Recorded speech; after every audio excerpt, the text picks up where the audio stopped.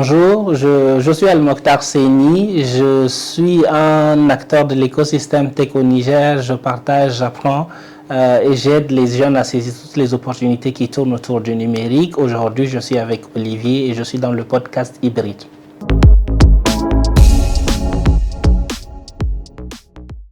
Bonjour et bienvenue dans Hybride, le podcast. Nous sommes à 40 épisodes et j'aimerais dire merci à Sarah Alaibro de Zelaska qui a été la première à croire et puis à dire « Ok Olivier, je suis prête à participer à ton podcast » et on l'a enregistré. Et aujourd'hui, nous sommes à 40 épisodes. Et pour ce 40e épisode, je suis avec un ami de longue date avec qui j'ai commencé ma première entreprise en tant que jeune qui faisait des activités. Je partais couvrir ces activités. Ensuite, j'étais à la radio. Il venait à la radio où on parlait de tech, où on donnait des conseils dans des émissions grand public. Aujourd'hui, il est là pour ce 40e épisode. Al-Mokhtar Seni, merci d'avoir fait le déplacement. Je t'en prie. Est-ce que tu savais que c'était l'épisode 40? Non, pas forcément. Honnêtement, je ne m'étais pas dit que vous avez atteint 40.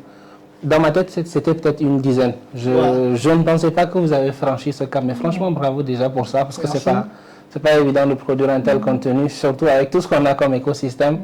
Et peut-être que tu vas nous inspirer, nous autres, à nous lancer. Moi, quand je vois tout ce que tu fais et ce que les autres font, ça donne envie et peut-être ça va nous pousser quelque part. Oui, je profite aussi pour lancer un peu, pour annoncer un peu une de nos actualités, c'est que depuis la semaine passée, on a lancé un incubateur. Ici? Ouais. D'accord. Donc, jusque-là, c'est juste un centre de formation IODES Lab, le laboratoire IODES, pour pouvoir lancer des jeunes qui ont envie de faire métier dans le domaine de production de contenu, que ce soit en photographie, développement de médias, développement web, mais leur donner un incubateur au sens propre du terme, où ils viennent, peut-être qu'ils viennent juste parce qu'ils ont envie de filmer. Mais on va leur donner envie de filmer, mais on va leur montrer comment ils puissent gagner de l'argent en filmant. Donc, il y a 2 entreprises qui sont sorties la semaine passée. Il y a une qui a été formalisée. D'accord. Donc, il y a l'autre qu'on est en train d'accompagner en termes de formation encore et en termes d'ouverture.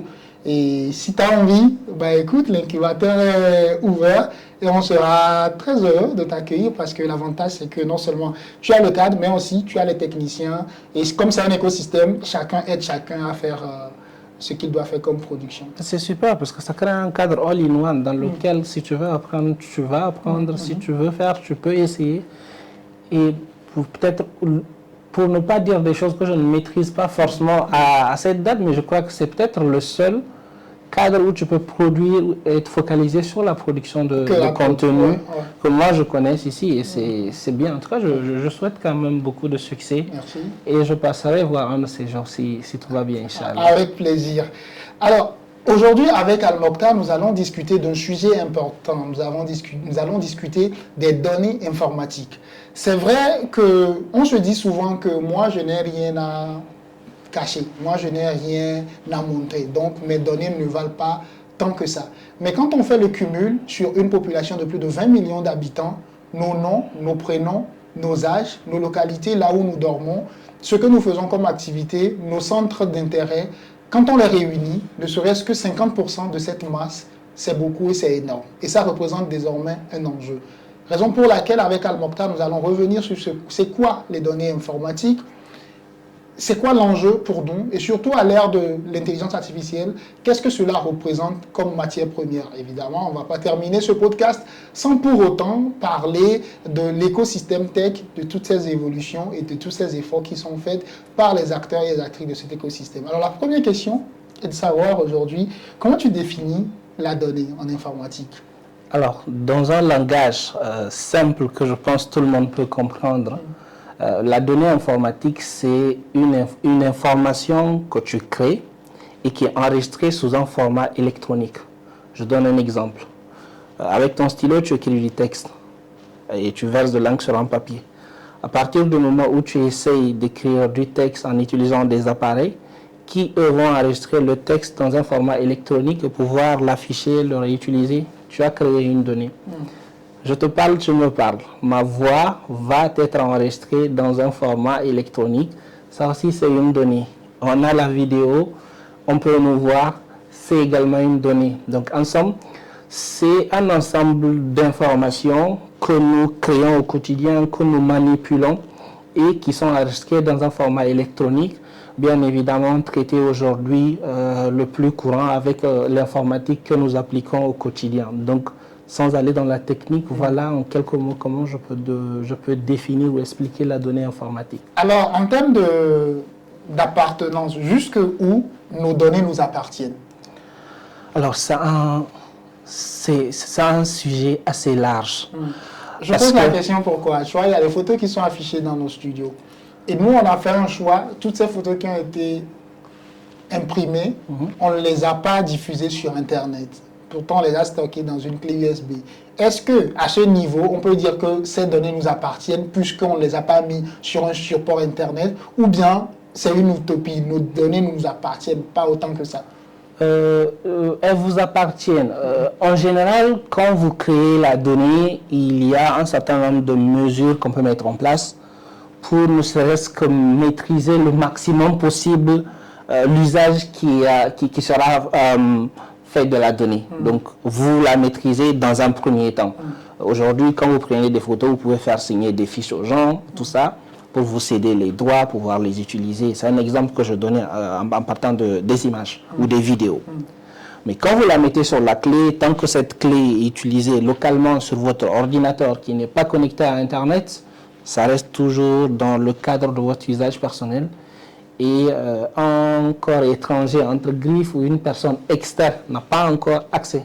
Mais à partir du moment où c'est dans votre téléphone, dans votre ordinateur, si vous ne prenez pas certaines mesures un peu poussées, d'autres personnes peuvent avoir accès sans forcément que vous ne soyez même au courant. Par exemple, vous installez une application ou un jeu qui, parmi les autorisations, va vous demander d'accéder à votre galerie. Vous avez une application de modification de photos qui vous demande d'accéder à toute votre galerie et qui parfois peut prendre ces photos et les enregistrer sur le cloud. Donc souvent, ça peut aller dans ce sens. Et on peut prendre d'autres cas en fonction de la donnée elle-même et du cadre dans lequel elle a créé. Donc dans un premier temps, on a la maîtrise si on prend les mesures. Et même pour aller plus loin, il y a des mesures un peu plus poussées qui sont prises pour vraiment garder la maîtrise. Mais nous, aujourd'hui, au quotidien, moi, tout ce que je mets dans mon téléphone, je ne peux pas dire que je maîtrise ce qui en sera fait. Mais de manière générale, sans tomber dans tel ou tel sens, on a la maîtrise dans un premier temps. Après, ça peut évidemment nous échapper. Est-ce que pour toi aujourd'hui, on est conscient des enjeux que représente l'utilisation des données? Non. Surtout au Niger, je parle dans notre écosystème nigérien. Alors, de manière globale, il y a une prise de conscience qui est là. Il faut le reconnaître. Aujourd'hui, un certain nombre d'acteurs commencent à mettre en place des mesures. Nous avons aujourd'hui une structure au niveau de l'État, sans rentrer dans les détails. La haute autorité pour la protection justement, qui met en place un certain nombre de mesures pour accompagner et travailler avec tous les acteurs qui génèrent de la donnée, qui utilisent de la donnée publique ou privée dans un certain sens. Donc déjà ça, je le salue. Mais même au niveau de la population et au niveau des personnes lambda comme toi et moi, les gens commencent à comprendre que tout ce que nous produisons quelque part peut être utilisé pour différentes raisons. Donc les gens prennent conscience. Après, on n'est pas encore arrivé au niveau où les gens ont réellement certaines informations utiles pour permettre de protéger la donnée comme ça se doit.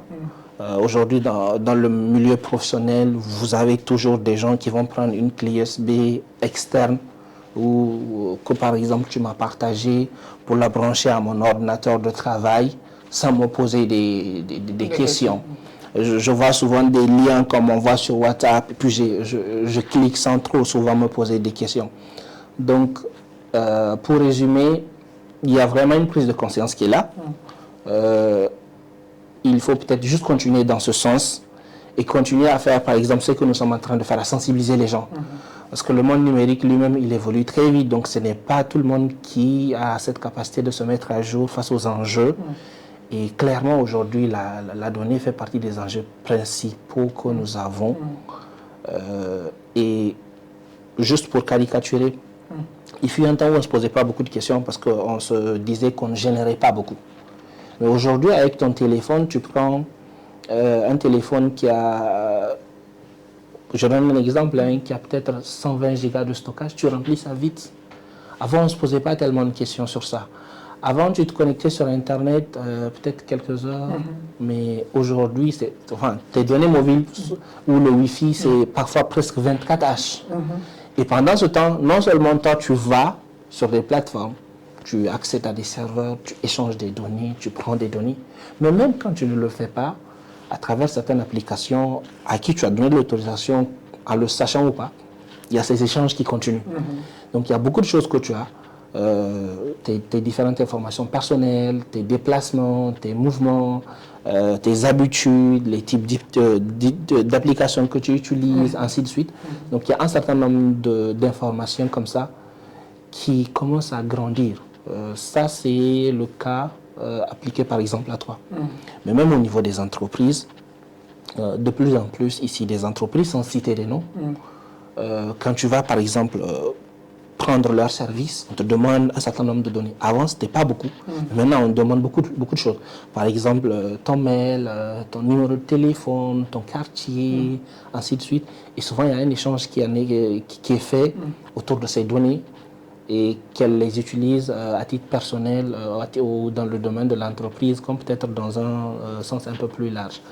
Et maintenant, pour aller un peu plus loin, nous utilisons aujourd'hui toutes des plateformes informatiques pour caricaturer, mais des plateformes web, mobiles, presque au quotidien.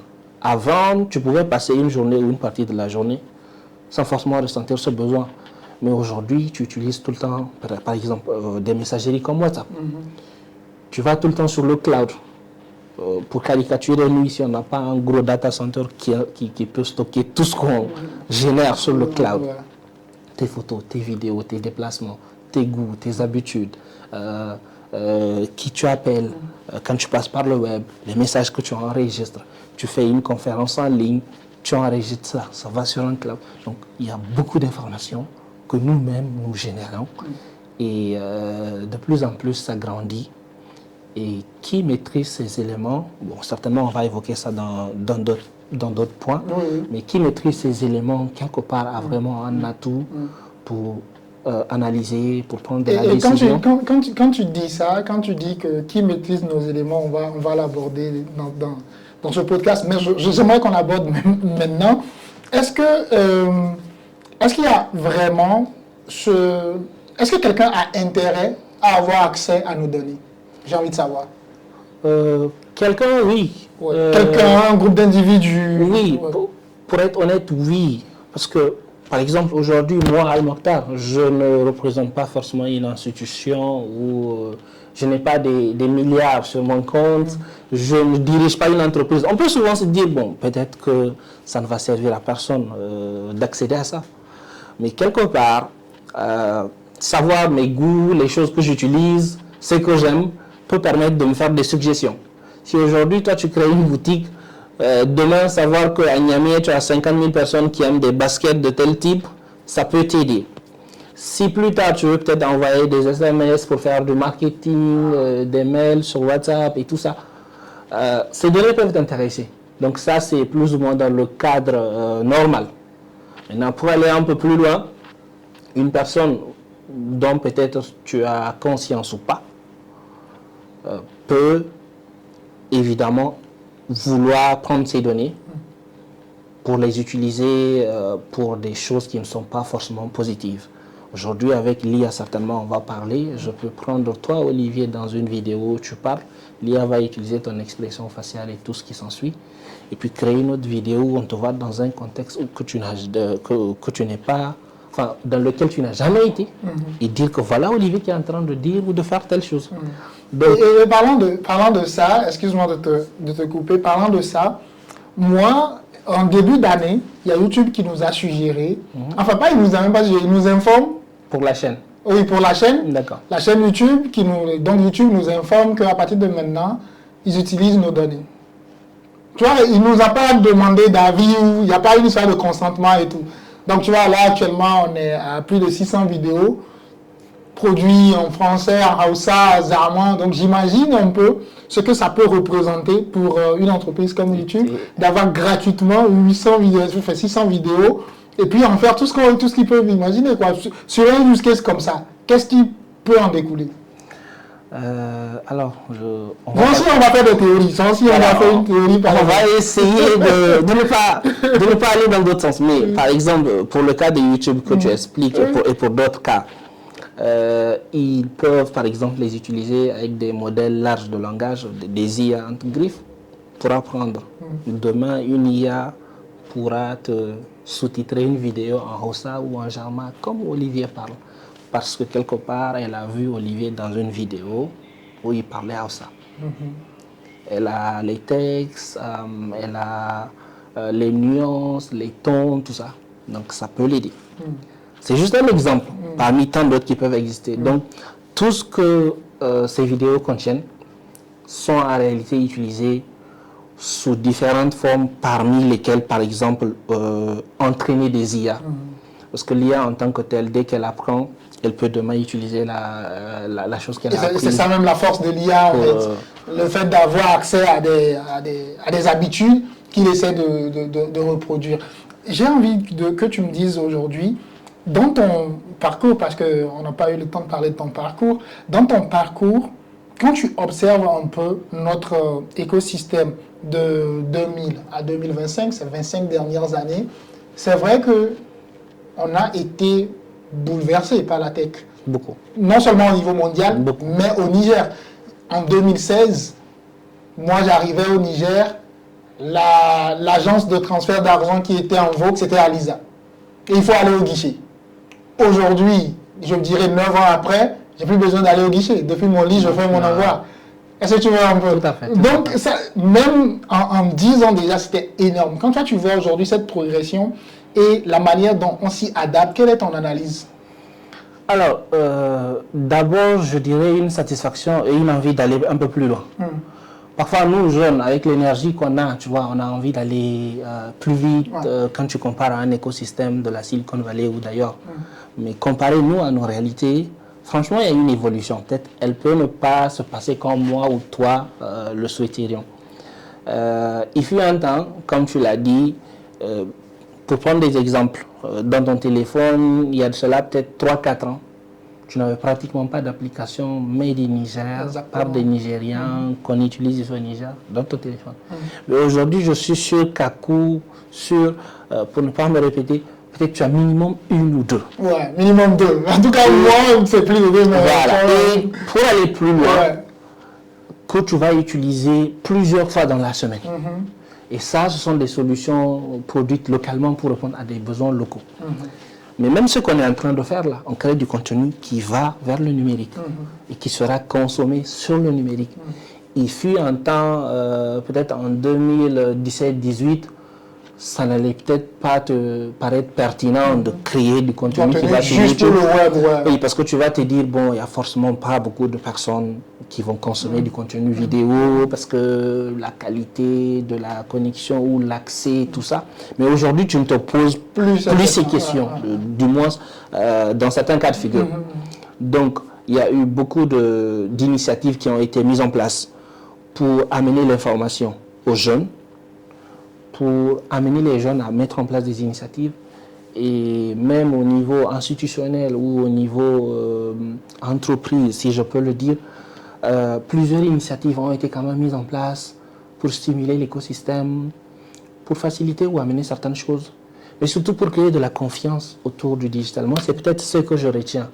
Parce que il y a de cela peut-être 5 ans, 6 ans en arrière, peut-être même toi ou moi, on aurait hésité à mettre notre cash dans le téléphone. Tant que ce n'est pas une banque qu'on connaît qui nous oblige, parce qu'il faut le dire. Mais aujourd'hui, moi-même dans mon village, je fais des choses, des opérations à travers mon téléphone. Et les gens qui sont de l'autre côté ont confiance à ça et l'utilisent. Pour envoyer des documents, pour travailler ensemble, il fut un temps où les gens ne trouvaient pas forcément la pertinence de tout baser sur le numérique. Mais aujourd'hui, ça se fait. Donc, on a mis en place un certain nombre d'initiatives qui ont vraiment permis aux gens de comprendre beaucoup d'opportunités qui tournent autour du numérique. On a des compétences qui sont beaucoup montées, ça il faut le reconnaître aussi.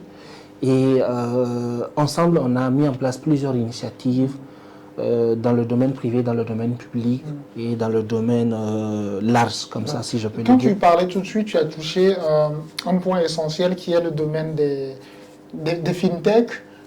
Aujourd'hui, on a quand même sur le marché des fintech 2 entreprises qui quand même servent des millions de Nigériens chaque jour. Sans pour autant citer le nom de personnes.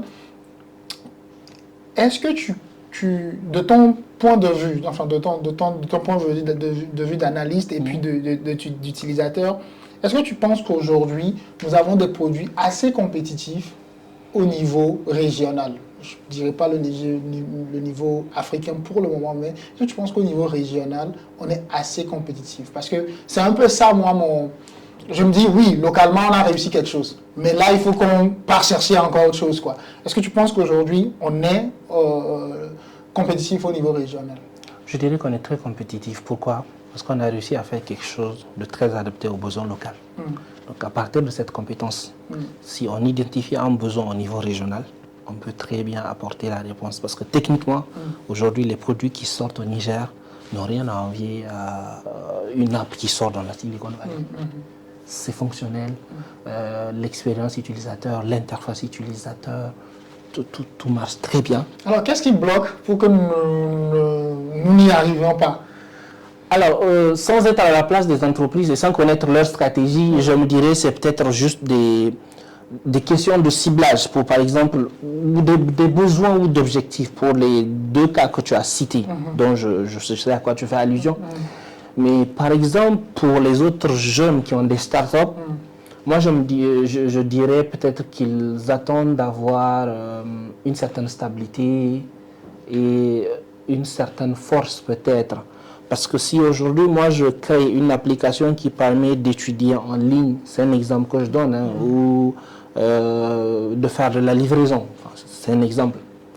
Si localement je ne maîtrise pas bien beaucoup de choses, je ne génère pas du chiffre, je ne suis pas rentable, je n'ai pas créé une grosse confiance, je me verrais mal commencer à déployer ma stratégie vers d'autres pays, sachant que même localement, je n'ai pas fini ça, ou j'ai plus de chance parce que c'est mon écosystème de base que je maîtrise mieux et dans lequel je peux facilement corriger certaines choses et m'adapter.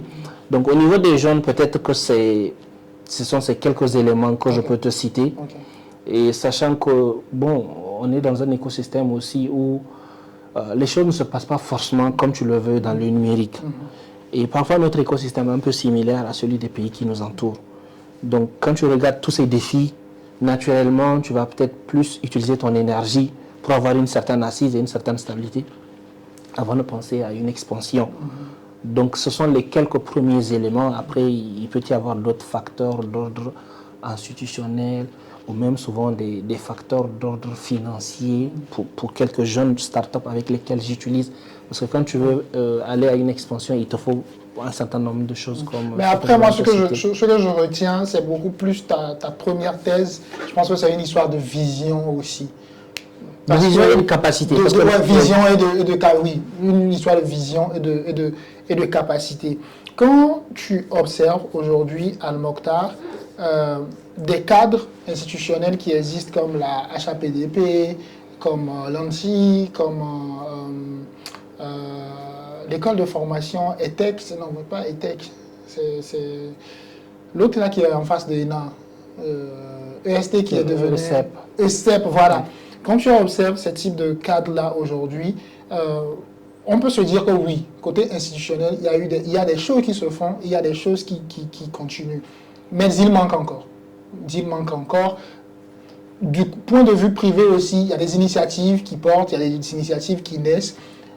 Est-ce qu'aujourd'hui, tu peux dire à un jeune, tu as de quoi, en se basant sur ces exemples précités, est-ce que tu peux dire à un jeune, oui, tu as de quoi développer tes compétences au Niger et les vendre en fait? Est-ce que tu peux le dire à un jeune? Ça serait sans nécessité. Parce que non seulement localement, tu peux identifier des besoins spécifiques pour lesquels tu vas apporter des réponses et générer des revenus, mais surtout à l'international. avec Covid, le télétravail a été, entre griffes, accepté par tous. Il y a une forme de confiance autour de ça. Donc, si tu veux te former localement, tu as la ressource, tu as les écoles que tu as citées, mais tu as plusieurs initiatives communautaires. Tu as le Niger Digital, tu as le Google Developer Group et bien d'autres. Tu as l'association des femmes dans la tech et bien d'autres qui mettent en place des initiatives. Donc, tu as de quoi avoir l'information de base pour te former. Tu veux te perfectionner, si la ressource n'est pas là localement, tu as accès à cette ressource en ligne pour te former. Donc, pour l'acquisition de la compétence, le problème ne va pas se poser. Ensuite, pour pouvoir vivre de ce que tu as appris, tu peux éventuellement identifier des besoins localement. Aujourd'hui, de plus en plus, les entreprises commencent à numériser leurs process. Elles ont des petites applications d'enregistrement de courrier, des petites applications d'archivage de leurs documents. Certaines acceptent d'aller sur le cloud, certaines acceptent d'avoir des petites applications de gestion personnalisée. Donc, un exemple bête, aujourd'hui, on a de plus en plus de structures qui sont présentes sur le web. Donc, tu peux proposer des réponses à des besoins locaux. Ensuite, et parallèlement aussi, tu peux vendre tout cela hors du pays. Et moi, ce serait le conseil vraiment que je donne aux gens. Formez-vous, apprenez des choses que vous pouvez appliquer ici et ailleurs. Mais surtout ailleurs parce qu'avec Internet, on n'a plus de filtre. Aujourd'hui, j'ai la même capacité qu'un jeune qui est au Nigeria, qui est au Kenya, qui est en Afrique du Sud ou qui est hors du continent africain. Tant que j'ai les bonnes compétences, je peux travailler sur des projets, je peux même signer des contrats où je vais être salarié à distance sur des questions pareilles.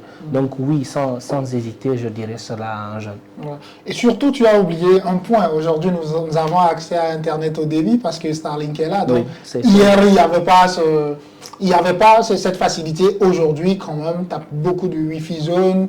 Sinon, limite, chaque famille aujourd'hui s'efforce d'avoir un kit Starlink chez lui. Donc, l'Internet est désormais plus accessible qu'avant. Donc, encore une fois, en fait, oui. Et ça facilite beaucoup. Ça facilite beaucoup de choses. Pour pouvoir s'inspirer, toi, quelles étaient avant les références que tu avais? C'est-à-dire, pour pouvoir t'inspirer, t'inspirer en termes de tech, en termes d'idées, pour créer un produit, quelles étaient les références que tu avais? Nous, aujourd'hui, on t'a comme de références. On a beaucoup de personnes qui ont référence aujourd'hui, mais je suis sûr qu'une fois encore, 10 ans en arrière, il n'y avait pas ces références. Donc, à l'époque, comment tu te débrouillais pour avoir des références? Moi, l'une des choses qui m'a beaucoup aidé, et ça a commencé sans Internet, c'était la radio. J'écoutais beaucoup de choses sur d'autres chaînes, parfois hors du pays, et j'entendais des jeunes, des initiatives. Donc, dès que j'ai eu accès à Internet, j'ai appliqué cela. Je m'inspire beaucoup des écosystèmes qui sont un peu proches, les pays africains qui ne sont pas très loin de moi, des pays francophones comme le Sénégal, la Côte d'Ivoire, le Bénin, que je connais très bien, et d'autres pays qui sont à côté. Mais des pays un peu lointains, anglophones, comme le Kenya, comme l'Afrique du Sud, comme le Ghana, mais surtout comme le Nigeria. Moi, le Nigeria m'inspire beaucoup. Et pour aller plus loin, hors du continent africain, je regarde beaucoup de pays en Europe, de loin, où je vois certaines initiatives qui m'inspirent, qui me permettent d'apprendre, et j'identifie parfois certains profils.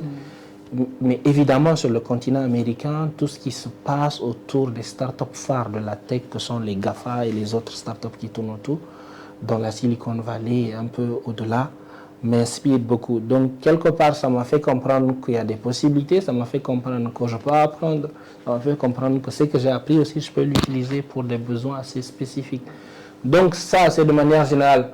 Maintenant, pour te citer des profils, à tort ou à raison, évidemment, je te dirais ces jeunes qui ont créé certaines startups que nous connaissons, comme Facebook et compagnie. Et comme Jamo aussi. Voilà. Justement, Jamo, c'est un peu récent, comme tu as parlé avec un petit recul. Tu as également Elon Musk, que je suis depuis un certain temps. Tu as des jeunes localement comme celui de Jamo, ils sont entre griffes 2. Et tu as aussi quelques-uns que j'ai découverts un peu tout récemment, par exemple Moulay, qui a créé la plateforme Anka, qui permet de faire un certain nombre de choses online. Et même au Bénin, sans vraiment citer les noms parce que ça va être un peu long, j'ai pas mal de personnes comme ça que j'ai observé de loin, qui entre griffes sont devenus mes mentors sans qu'ils le sachent même. Exactement. Et qui m'ont permis d'apprendre beaucoup de choses, de comprendre que c'est possible surtout, mais surtout parfois en les écoutant de savoir certaines erreurs qu'il faut éviter et comment mieux faire. Voilà. Merci beaucoup pour ces réponses-là que tu viens d'apporter. En vrai, moi, j'ai toujours été en quête de référence. Parce que un de nos péchés capitaux ici en Afrique, c'est que nos anciens ont très peu écrit. Tu vois, moi, j'aurais bien envie de lire le livre de la première entreprise tech ou bien la première génération d'entrepreneurs tech.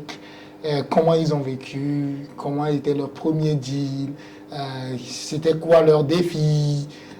Ensuite, la deuxième, parce que moi, je nous considère comme nous sommes la troisième génération d'entrepreneurs dans le domaine de la tech. Moi, je nous considère comme la troisième génération.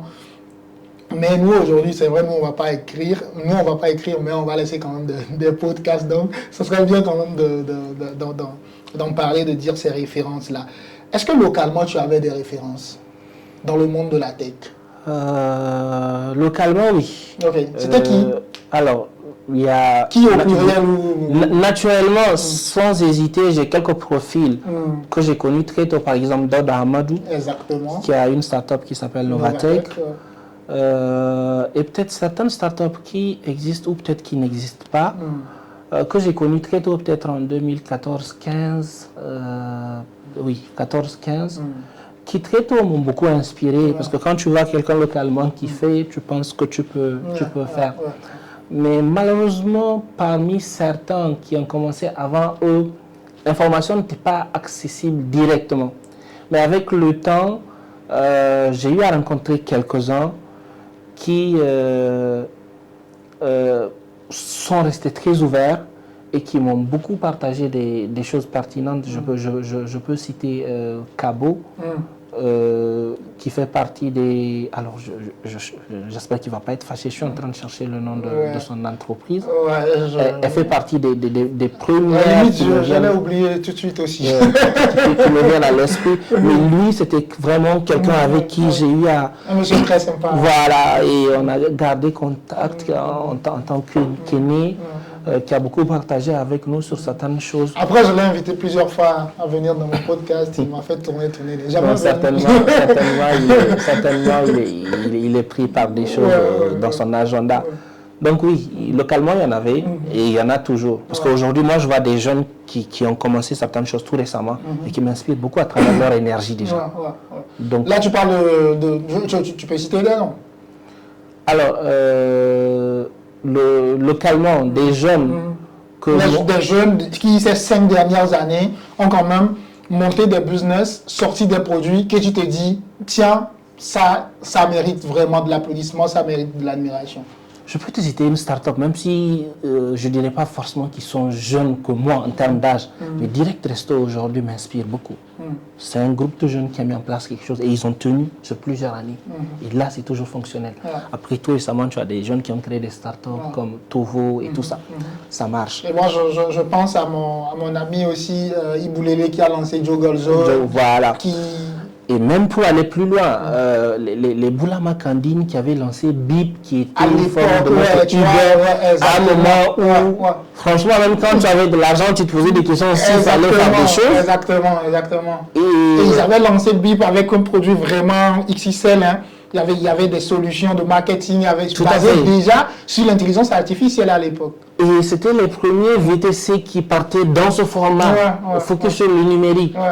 Donc, il y a plein de jeunes comme ça qui ont commencé. À ces jeunes-là aujourd'hui, tu as envie de leur dire, revenez, l'écosystème est prêt. Parce que à l'époque aussi, d'un point de vue, on sentait que l'écosystème n'était pas prêt. C'était qu'on sentait qu'il y avait quelque chose, on ne savait pas exactement qu'est-ce qui bloquait, mais les produits étaient bons, l'énergie était là, tout était là, mais on sentait que le côté humain, c'était pas vraiment ça en fait. Est-ce que ces gens-là, tu leur dirais, maintenant les gars, l'écosystème est prêt à revenir? Moi, c'est ce que je leur dis. Avant de répondre à la question, moi, avec peut-être un petit recul, maintenant, avec le temps, je considère ça comme étant partie prenante, partie intégrale du process. Du process, right. C'est-à-dire, quand tu vas mettre en place ce type d'initiative, d'abord tu vas apprendre. Donc tu ne sauras pas forcément comment l'écosystème va réagir. Et ça fait partie des process également qui te permettent d'adapter. Donc ils avaient proposé des choses qui étaient bien, qui répondaient peut-être à des besoins assez spécifiques, mais peut-être qui n'étaient pas forcément ce dont l'écosystème avait besoin sur place, ça c'est une hypothèse, ou peut-être qui n'était pas proposé dans des formats où l'écosystème allait l'accepter, deuxième hypothèse. Troisième hypothèse, jeunes que nous sommes, on n'avait pas forcément les ressources qu'il fallait pour faire tenir certaines initiatives. Parce que quand vous analysez un peu les startups... L'innovation coûte cher. Hein? L'innovation coûte cher, mais même le monde de l'entrepreneuriat et des startups dans la tech en général, il y a un grand pourcentage qui ne tiennent pas sur plusieurs années. Hein. C'est, pour ne pas donner des chiffres, c'est un petit pourcentage parfois qui tient sur plusieurs années et ce sont tels qui deviennent des modèles. Donc ça fait partie du process.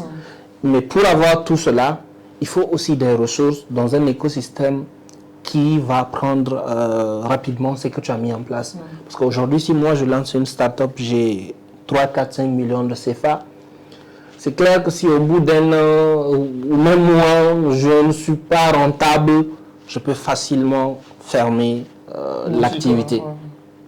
Or, c'est un domaine dans lequel parfois il faut pouvoir tenir pour éduquer. Bon, on peut peut-être citer des exemples. Aujourd'hui, quand je parle des 2 applications de l'intermédiation monétaire, ces gens-là ont d'abord commencé doucement à faire beaucoup d'éducation.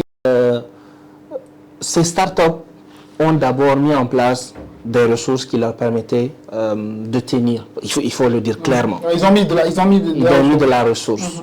Ensuite, ils ont mis de la ressource humaine qui était prête à travailler sur des choses de manière adaptée. Puis, ils ont eu à faire de l'éducation, mais vraiment de l'éducation dans un écosystème qui parfois n'est pas prêt à changer ses habitudes. Il faut le reconnaître aussi. Quand ces startups ont commencé, au début, ils avaient juste des applications entre griffes web et orientées système qui géraient leur business à des points clés. Progressivement, elles ont voulu venir sur des formats applications et ça a pris un temps, mais elles ont tenu. Elles ont fait beaucoup d'éducation et elles ont su. Moi, c'est que par exemple, j'apprécie beaucoup chez elles.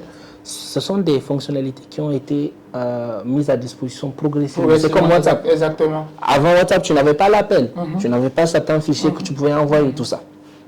Donc, ils ont fait cela progressivement, tout en continuant l'éducation, mais surtout tout en assurant un bon support technique.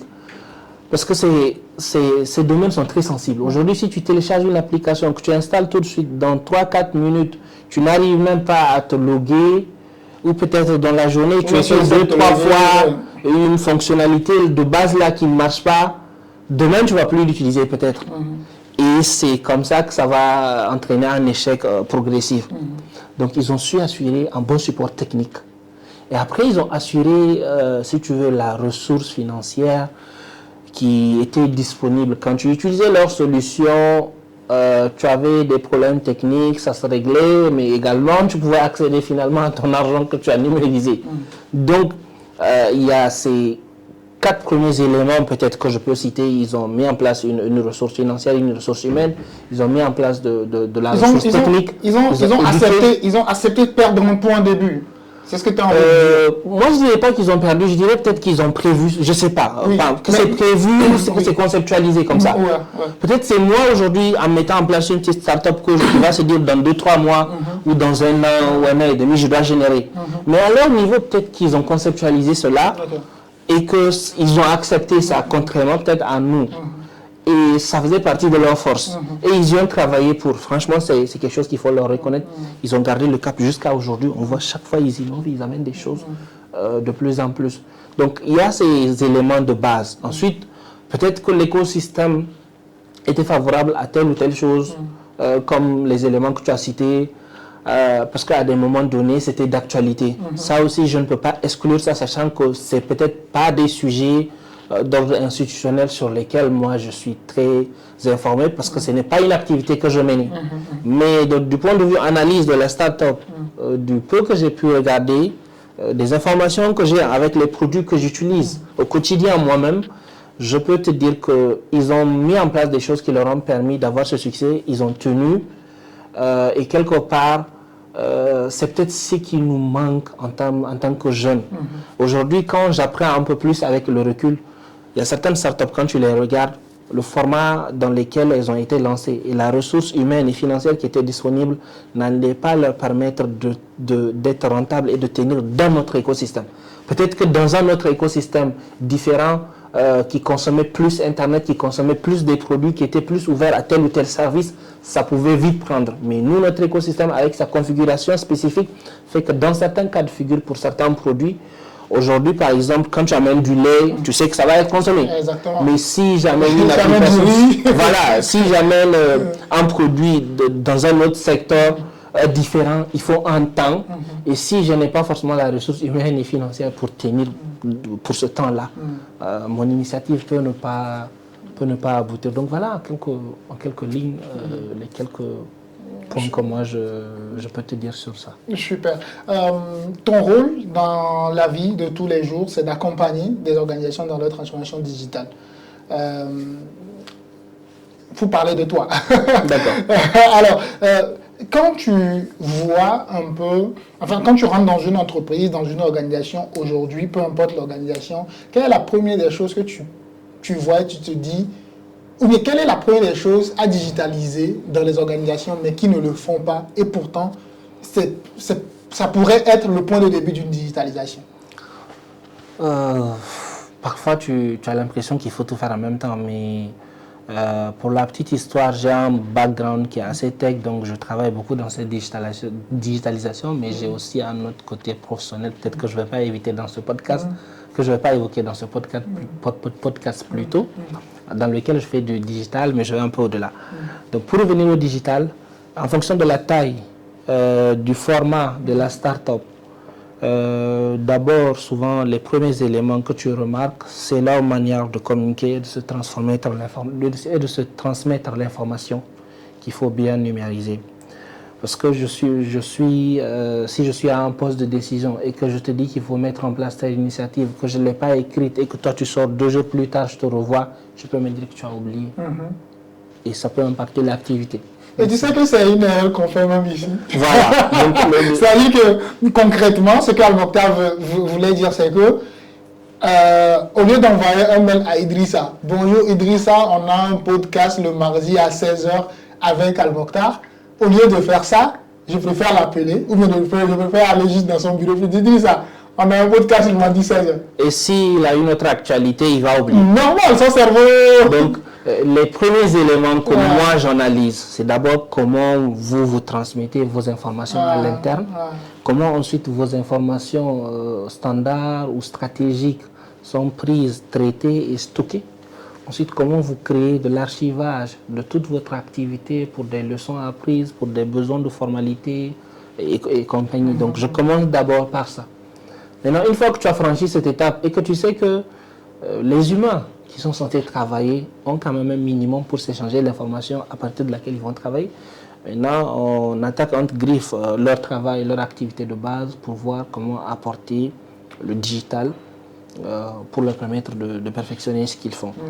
Donc là-dedans, tu peux souvent trouver des applications de gestion de base, des applications de collaboration, des applications souvent spécifiques qui leur permettent de déployer tel ou tel projet. Et après, ça peut un peu aller plus loin, où tu as des cas où avec le digital, tu leur permets de mettre à disposition ce qu'ils font même à d'autres personnes, ou à d'autres personnes qui sont à l'extérieur, ou même quand ils ne sont pas au bureau, tout ça.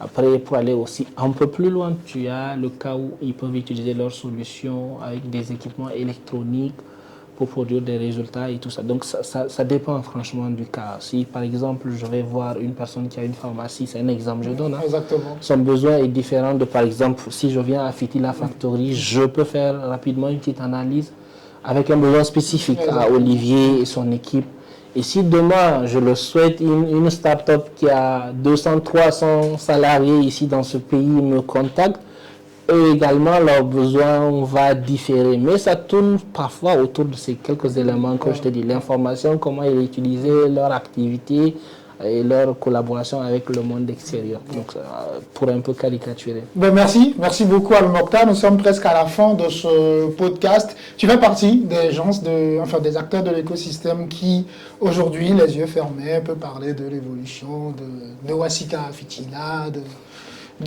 passant par le studio Kalangu, tout cet écosystème-là. Où en est-on avec les GDG, j'ai envie de dire?